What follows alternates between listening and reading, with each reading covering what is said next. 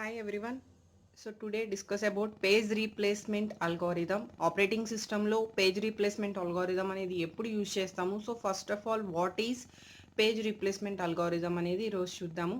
So first ఈ page replacement concept మనకి ఎక్కడ వస్తుంది, రిగార్డింగ్ ఏ కాన్సెప్ట్కి మనకి మెయిన్గా ఇంపార్టెంట్ అంటే that is the memory point. So మెమొరీకి సంబంధించి మనం ప్రొసెసర్స్ని ఎగ్జిక్యూట్ చేసేటప్పుడు వచ్చే చిన్న క్వశ్చన్ వచ్చేసరికి that is page replacement algorithm. అయితే ఏ సిచ్యువేషన్లో ఈ అల్గారిథం అనేది యూజ్ చేస్తాము అండ్ ఏ సిచ్యువేషన్లో ఇలాంటి ప్రాబ్లమ్స్ అనేవి మనం ఫేస్ చేస్తాము అనేది ఈరోజు డిస్కస్ చేసుకుందాం. సో ఫస్ట్ థింగ్, మనం కొన్ని ప్రొసెసర్స్ తీసుకుంటాము. అన్ని ప్రొసెసర్స్ ఒకేసారి మెయిన్ మెమొరీలో ఎగ్జిక్యూట్ అయ్యే సిచ్యువేషన్స్ ఉంటాయి. అండ్ సమ్ టైమ్స్ ప్రొసెసర్స్ అనేవి బాగా లాంగ్ ప్రొసెసర్స్ అయినప్పుడు సమ్ పార్ట్స్ ఆఫ్ ప్రొసెసర్స్ అనేవి మాత్రమే మనకి మెయిన్ మెమొరీలో స్టోర్ అయ్యి అక్కడ లోడ్ అయ్యి ఎగ్జిక్యూట్ అవుతూ ఉంటాయి. సో జనరల్గా this is main memory.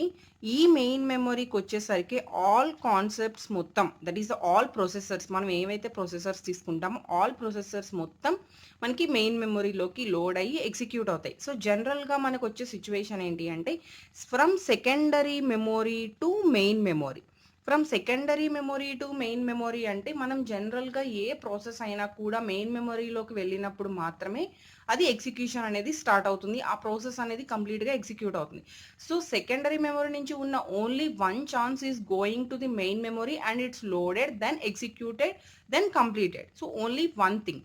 But ఒకవేళ మనం హార్డ్ డిస్క్ నుంచి, పర్మనెంట్గా ఉన్న హార్డ్ డిస్క్ నుంచి, అందులో ఉన్న మెమొరీ నుంచి ఏవైనా ప్రాసెసర్స్ని లోడ్ చేసుకుని మెయిన్ మెమొరీలో ఎగ్జిక్యూట్ చేయాలి అంటే, for example this is the processor, this is one process, this process stored in hard disk, this process stored in some hard disk. ఆ హార్డ్ డిస్క్లోనున్న వన్ ప్రాసెస్ని మనం మెయిన్ మెమొరీలోకి లోడ్ చేసి యాక్చువల్గా ఎగ్జిక్యూట్ చేయాలి. But some times main memory అనగానే ఒక్క ప్రాసెసే మనం work చేయం, నెంబర్ ఆఫ్ ప్రాసెస్ మీద మెయిన్ మెమొరీలో మనం వర్క్ చేయడం జరుగుతుంది. అయితే సమ్ టైమ్స్ ఏమవుతుంది అంటే ఒక్క ప్రాసెస్సే మనకి మెయిన్ మెమొరీలో కంప్లీట్గా ఆక్యుపై చేసే సిచ్యువేషన్స్ కూడా ఉంటాయి. ఇన్ కేస్ వేరే ప్రాసెసర్స్ ఎక్కడైనా కూడా మనకి ఐడియల్ పొజిషన్లో ఉన్నా, లేదు ఓన్లీ వన్ ప్రాసెస్ వర్క్ అవుతున్నా కూడా మనకి అలాంటి సిచ్యువేషన్స్ వస్తాయి. బట్ కొన్ని సిచ్యువేషన్స్లో ఏమవుతుంది అంటే మెయిన్ మెమొరీలో కొంతవరకు మాత్రమే ప్లేస్ ఉంది, బట్ రిమైనింగ్ ప్లేస్ అంతా ఆల్రెడీ కొన్ని ప్రొసెసర్స్ ఆక్యుపై చేసుకున్నాయి అనుకుందాం. సో ఈ ప్రాసెస్ అనేది మనకి ఎగ్జిక్యూట్ చేయాలి మెయిన్ మెమొరీలో. ఈ process wants to execute in main memory, but there is no space in main memory. Main మెమొరీలో మనకి ప్లేస్ లేనప్పుడు అలాంటి సిచ్యువేషన్లో మనం ఈ ప్రాసెస్ని ఇక్కడ ఎలా ఎగ్జిక్యూట్ చేస్తాము అనే సిచ్యువేషన్ మనకి వచ్చినప్పుడు ఈ పేజ్ రీప్లేస్మెంట్ అల్గోరిథం అనేది యాక్చువల్గా కొన్ని సిచ్యువేషన్స్లో ఛాన్స్ వస్తుంది. అదేంటంటే every main memory is parts, some parts కింద డివైడ్ అవుతుంది, అది కూడా equal parts. So this main memory is divided into equal parts. Okay, so equal size of parts కింద డివైడ్ అయ్యే main memory, each and every one part is nothing but frame.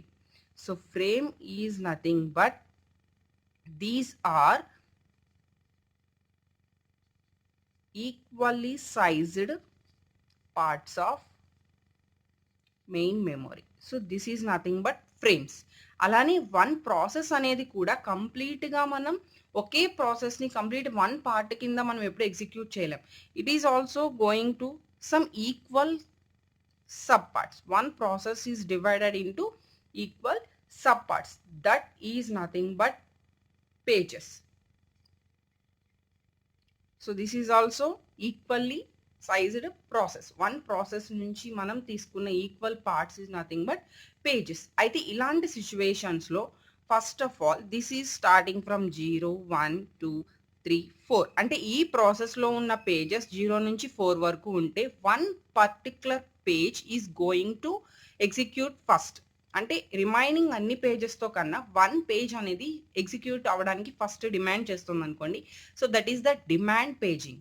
So demand paging is nothing but all of remaining pages, only one page is going to execute first to main memory, then that is nothing but demand paging. So ఇలాంటి situations వచ్చినప్పుడు ఈ page 2 అనేది main మెమరీలోకి వెళ్ళి execute అవ్వాలి. Main మెమరీలోకి వెళ్ళి execute అయ్యేటప్పుడు ఇక్కడ memory ఉంటే హ్యాపీగా ఈ పేజ్ 2 వచ్చి మెయిన్ మెమరీలో లోడ్ అవుతుంది. ఓన్లీ ఈ పార్ట్ వరకు మాత్రమే మెయిన్ మెమరీలో ఈ ప్రాసెస్ అనేది ఎగ్జిక్యూట్ చేసుకుంటుంది. బట్ సమ్ టైమ్స్ మెయిన్ మెమరీలో ప్లేస్ లేదు. అంటే ఈ పేజ్ 2 యాక్చువల్‌గా ఫస్ట్ ఎగ్జిక్యూట్ అవుదాం అనుకుంటోంది. కానీ మెయిన్ మెమరీలో పేజ్ 2కి సంబంధించిన ఆక్యుపైయింగ్ ప్లేస్ లేదు. అంటే ఆల్రెడీ మెయిన్ మెమరీ అనేది ఫుల్‌గా ఉంది. సో ఎప్పుడైతే మెయిన్ మెమరీ ఫుల్‌గా ఉందో దెన్ ఈ పేజ్ 2కి మనం ప్లేస్ అనేది అక్కర్ చేయాలి. అంటే ఈ పేజ్ 2 ఎగ్జిక్యూట్ అవ్వడానికి ఇక్కడ మనం స్పేస్ అనేది అలొకేట్ చేయాలి. ఆ స్పేస్ అలొకేటింగ్ ఆప్షన్ ఏంటి అంటే that is page replacement algorithm. So first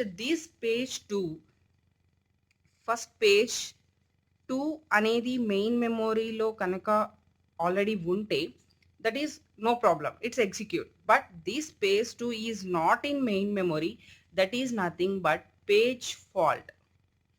so దీన్నే మనం ఏమంటాం, పేజ్ ఫాల్ట్ అంటాం. అంటే మనం ఏదైతే ప్రాసెస్ ఎగ్జిక్యూట్ చేద్దాం అనుకుంటున్నామో, ఏ పేజ్ అయితే ఎగ్జిక్యూట్ చేద్దాం అనుకుంటున్నామో that page is not in main memory, then that is called page fault.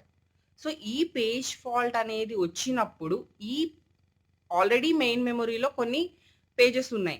ఆ పేజెస్లో నుంచి ఏదో ఒక పేజ్ని మనం అవుట్ సైడ్కి పంపించి దెన్ ఈ పేజ్ 2కి మనం ఇక్కడ ఆక్యుపైయింగ్కి ఎలొకేషన్ ఇస్తాం. అంటే సపోజ్ మనం ఏదైనా సరే సీటింగ్ ఎలొకేషన్ కానీ ఏదైనా మీరు ఒక వెహికల్ ఎక్కినప్పుడు కానీ 1 మెంబర్ అక్కడ ఆల్రెడీ కొత్తగా యాడ్ అవ్వాలి అంటే 1 మెంబర్ బయటకు వెళ్తేనే 1 మెంబర్కి ఛాన్స్ ఉంటుంది. When the vehicle is full, vehicle ఖాళీగా ఉంటే మనకు అలాంటి సిచ్యువేషన్ రాదు. బట్ వెహికల్ ఫుల్గా ఉంది అంటే 1 మెంబర్ అవుట్ వెళ్ళినప్పుడు మాత్రమే 1 మెంబర్ ఇన్ అవ్వడానికి ఛాన్స్ ఉంటుంది.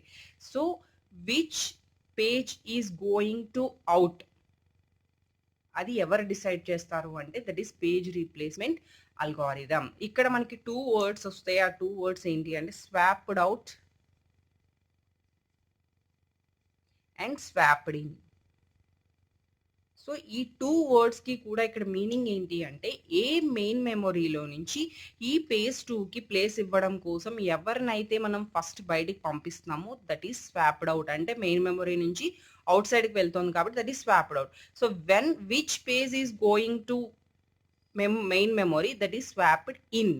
So which page is going to swapped out that is decided by the page replacement algorithm. So అలాంటి పేజ్ రీప్లేస్మెంట్ అల్గోరిథమ్స్ మనకి 3 ఉన్నాయి. ఆ 3లో first one first in first out అని చెప్తాము. అండ్ సెకండ్ థింగ్ వచ్చేసరికి లీస్ట్ రీసెంట్లీ యూజ్డ్ పేజెస్ ఏవైతే ఉన్నాయో వాటిని సెలెక్ట్ చేసుకుంటాం. That is the 2 algorithms. And one more algorithm is total 3 optimal page replacement algorithm. So total 3 algorithms use చేస్తాం. So first one FIFO and the second one LRU, that is last recently